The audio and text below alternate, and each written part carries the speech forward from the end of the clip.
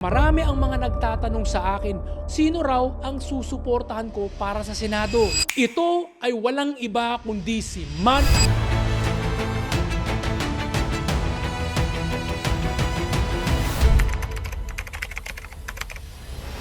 Kung gusto natin ng mas episyente at mas accountable na sistema na di gaanong natatamaan ng korupsyon,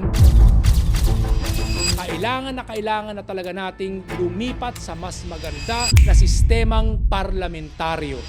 Alam naman ninyo lahat na matagal ko nang isinusulong ang constitutional reform, kaya siyempre naman nakatingin lamang ako sa mga kandidatong naniniwala rin sa pag-ayos ng ating saligang batas. Una, matagal na akong nakikipag-collaborate sa kaibigan kong napaka-passionate na advocate para sa constitutional reform. Walang iba kundi ang kaibigan kong si Senador Rot.